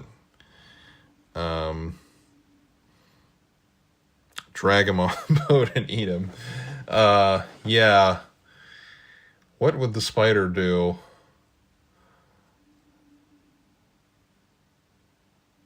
Well, okay, we are near ruins. There's probably more spiders. Yeah, okay. Web. Both types of monstrous spiders. Okay. Would the spider have to roll to do that? I guess not. I guess he can just do it. Okay, so you're right, Telemachus. Okay, so the spider is going to start to web him. The boatmen are kind of looking in horror. They don't have weapons. They're like kind of afraid of everything. Some of them are afraid. Some of them just don't want to be bothered. And they're going to try to web Shandor. Now, could he make a save? Because he's paralyzed, so probably not. I wouldn't think so. Okay, I will do this. So we do have Divinicus, who is not like a fighter, but I think Divinicus will try to. Okay, sees the commotion, and he comes out and he grabs one of like the lanterns on the deck. This could get dangerous, but he's not really thinking this through. And he tries to throw it at the spider, and kind of a moment of fear. And I'm going to roll against Divinicus. I guess I could roll against his dexterity, which is an 11, so not really good. Okay. So Divinicus throws a lantern at the spider, hits the spider squarely, lights the spider on fire, and it screams, or, well, I guess the spider can't scream. Okay. It makes some kind of noise and runs, scampers off the boat into, shrieks. Thank you, Mike. Runs off the boat shrieking, and it then, as it dies, it falls into the water below with a plop in the water. But unfortunately, our brave knight is paralyzed for the next 8 hours. So Divinicus, the bureaucrat, he's not a fighter. He's very stressed. He's kind of surprised he was able to do this.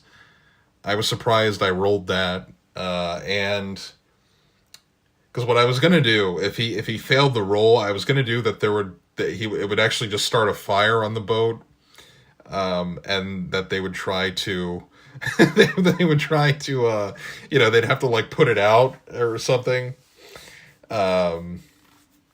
Yeah. Okay. So he so Divinicus is stressed, and both of the fighting men, well, the cleric, cleric's a fighting man too. The cleric and his knight are grievously wounded, and he helps him and one of the crewmen helps Shandor into his cabin, and I think we can assume that they have like bandages. So Shandor, okay. How many? It was only 3 combat rounds. It was only like a minute, basically. So we have at 10, I will just say 10:30, 10:35, Shandor,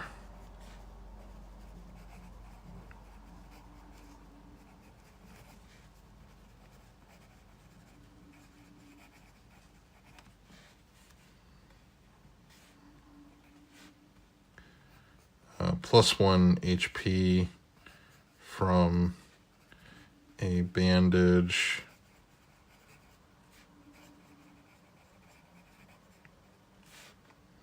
So it leaves him at 3 HP out of 10. Okay. All right, but I think because the fact that I made it a spider, that could make this interesting, because the spider there's probably more of them in these ruins somewhere. So one spider dies. This was probably like a scout meant to like look and see if they could capture more men or animals. So yeah, okay. So I'll make a note of this. And I think I think, well, Chandra is paralyzed, but that doesn't necessarily mean his mind isn't working. I mean, he's probably not doing well, but okay, we can assume that there are...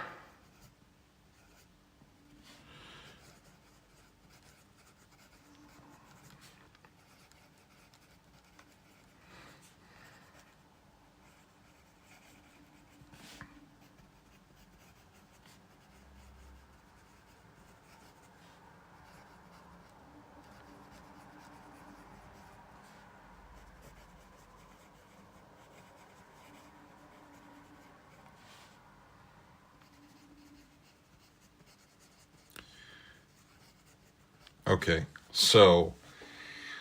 All right, so we can assume there's probably more spiders in the ruins, but like the gnolls, I mean, because right now, okay, I think this is a good place to start wrapping up. So we made it to the third station. We have this Sia, this nomad kind of merchant guy. So he's a local guide. But we have both of our actual like adventurer characters are out of commission basically, and it's going to take them a long time to heal. So they really like at this point now both characters like cannot get off the boat. Divinicus, our scribe, I call him an NPC, but he's just like he is a player character, but he's just more like a non-classed player character. If I can invent such a thing for this kind of game. I don't see why not. So,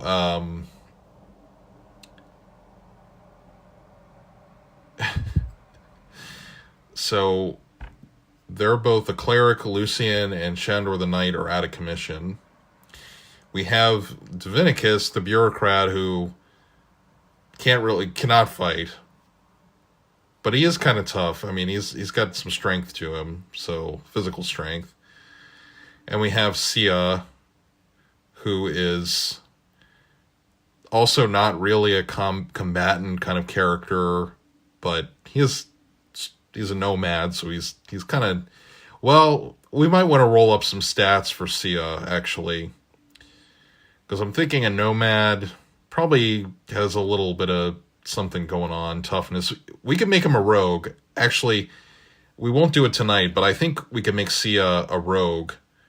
Because his personality seems to kind of fit that, because he is chaotic neutral, so he's not like he's not like good, so he's kind of willing to do that kind of thing.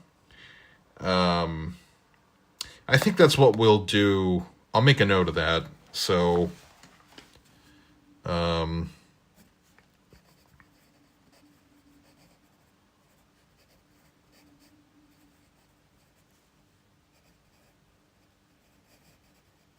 because we already established some like equipment for him. Like he's got his camels, he's got a goat, and he does have a scimitar. No rogues in First Ed. Well, we're playing Castles and Crusades where there are rogues, so checkmate, checkmate Telemachus. Anyway, just kidding. But the thief. Oh yeah.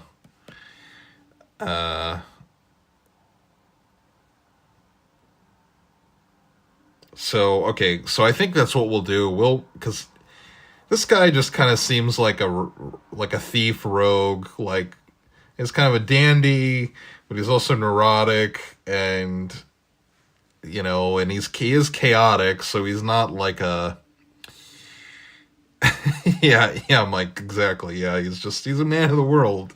He's lusty. He's not like. Well, okay, this could be interesting because, he's going to be with a cleric, so a man of the cloth, and, this, like, kind of rough and tumble nomad, where does he get his stuff, Well, fell off the back of a camel, right?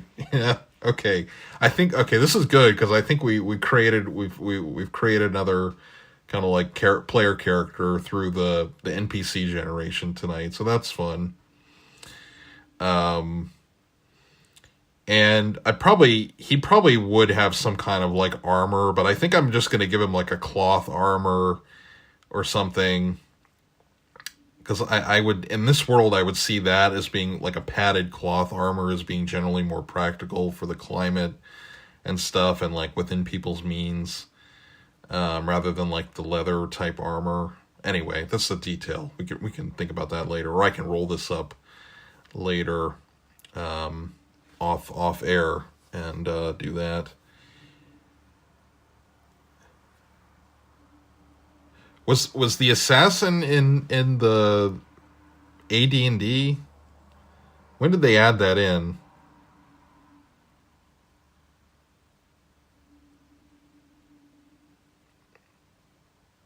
Oh, in Castles and Crusades. Oh, that's weird. Yeah, that is kind of weird that they have the assassin, but they won't call it a thief. Yeah, that's a good idea, Mike. I'll make a note of that too. Possible gear.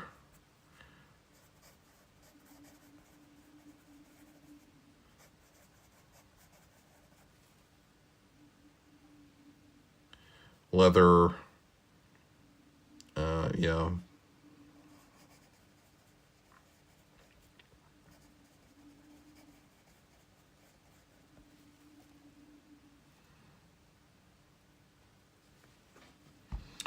Um,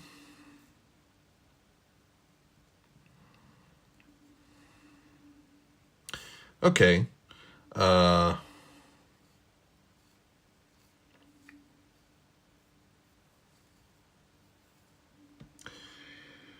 well, all right. So this doesn't really impede the progress of the boat necessarily, because I think the boatmen are just going to continue. Like the messing around on land, like it's mostly been done by our adventurers. Um,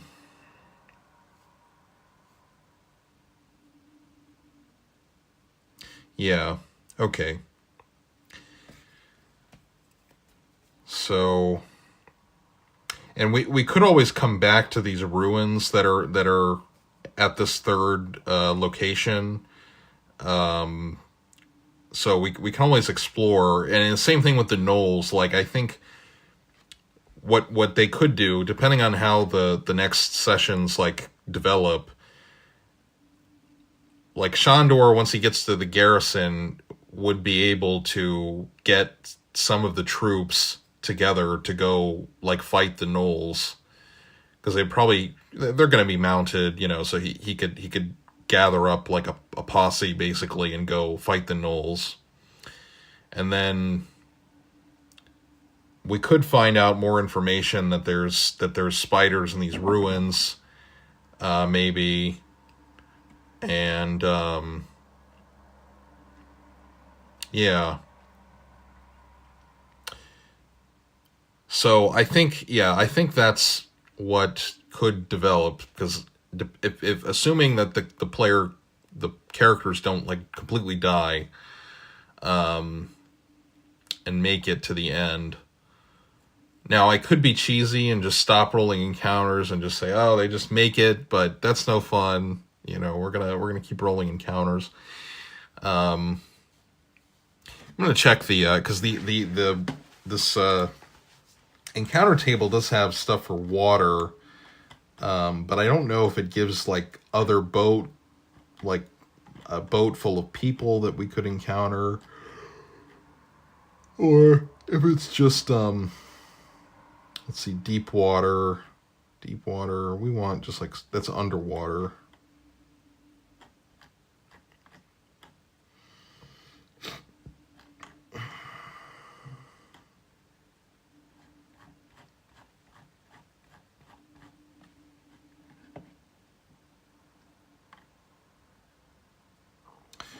Shallow water encounters.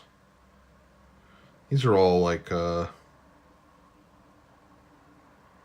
somewhere there was a river encounter. Okay.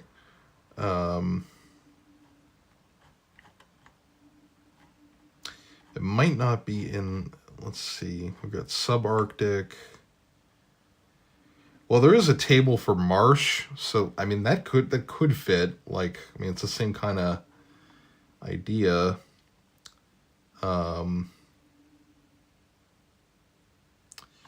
Yeah. Well, in the worst case, I can just roll. I could probably just roll in the marsh table because that's like a kind of shallow water environment.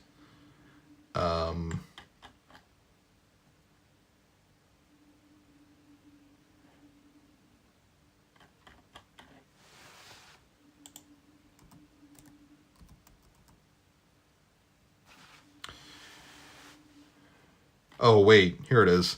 Small bodies of water include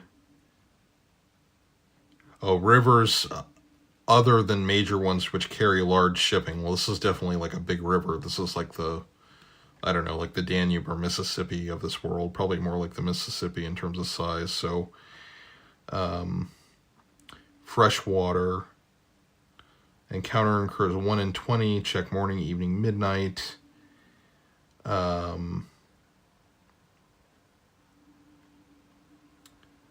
Large body of water. Oh, yeah, okay. So this was sitting here the whole time because we've got giant beavers, crayfish, giant crocodile, dinosaur. I don't know if I want dinosaurs in this world. A gar, not sure what that is actually. Hippopotamus, hobgoblins, gargoyles, ghouls, lizard man, buccaneer warships.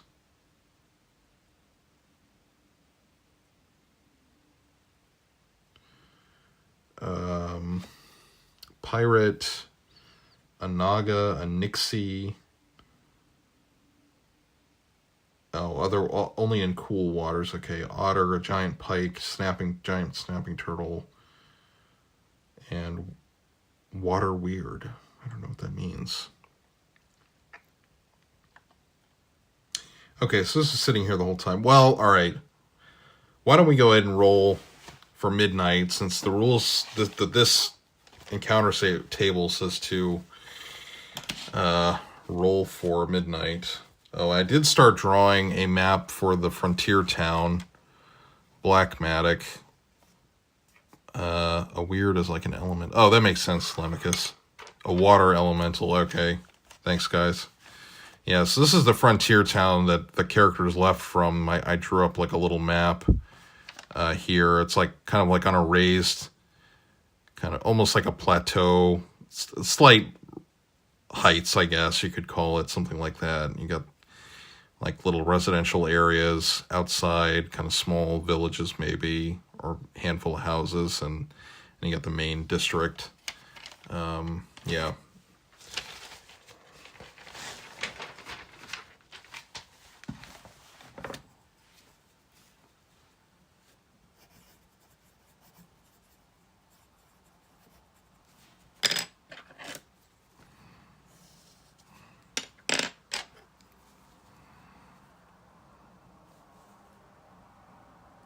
Well, will that be day... Well, midnight would be day 4, technically, right? Okay.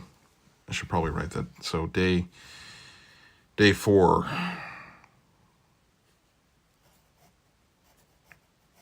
Day 4, I'll just scratch that out. Day 4 at 12 a.m.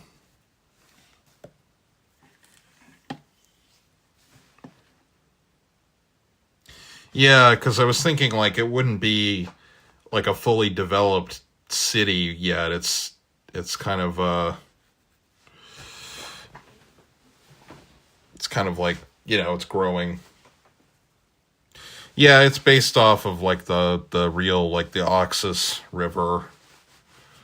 So that's where I got the name from. Okay. Because this is like fantasy world. It could be Central Asia in the future, like Eurasia in the future, but I don't know. I'm just going to leave that up to a mystery, I guess. Where's my, uh-oh, where'd the D20 go? Did I drop it? Oh, there it is. Okay, let's see. All right. Oh, this is on a T100. Wait a second. Counter occurs 1 in 20.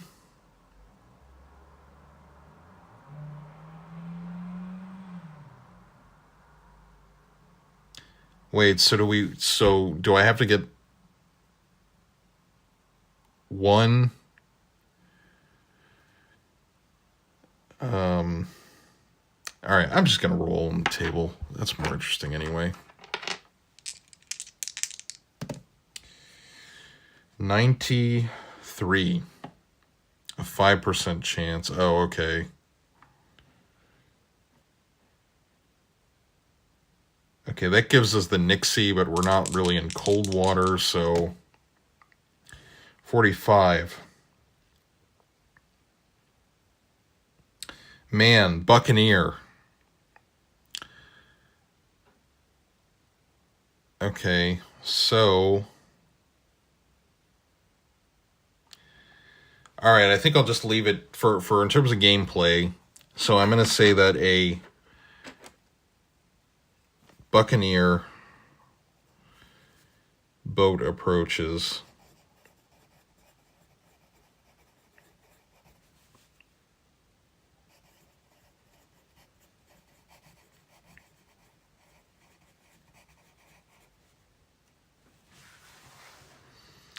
Now, is there...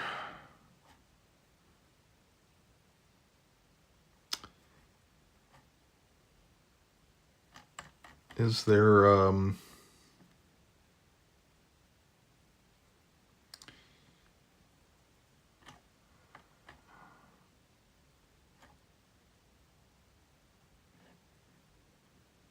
So like a subtable for this, or...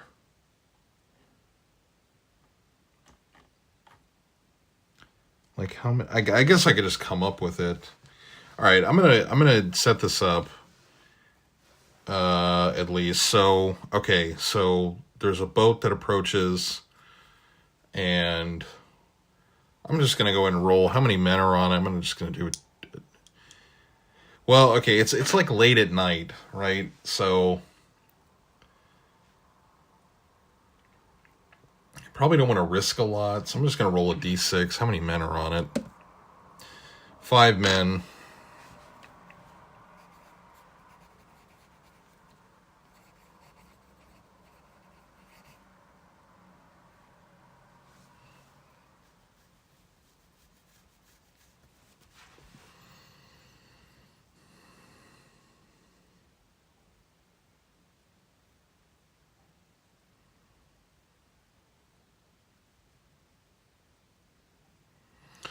Oh no.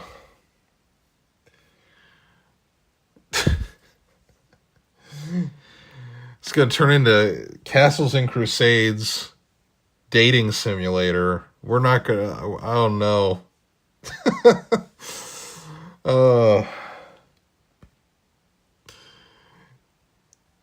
Okay. 5 men aboard. I would go through rolling like who the leader is, but I'm not going to do that yet. Actually, no. This is what I'll do. So for this encounter and the next session I stream, whenever I can do that, maybe I might be able to do it tomorrow even, but we'll see anyway. See how if I'm want to do it, but I think that's what I'll do, because if I'm gonna make our nomad Sia into a real character, I'll roll him up. That way, there's a player character that can interact with these guys. Because we really couldn't take them in a fight right now. So we might have to just hand over a bunch of stuff, or I don't know, do something else. Try to persuade them maybe. All right, guys, I think I'm going to wrap it up for the evening. It's pretty late where I am.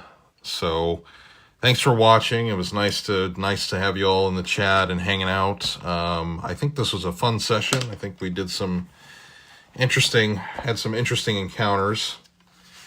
Certainly our knight and our cleric are not doing super great, but you know,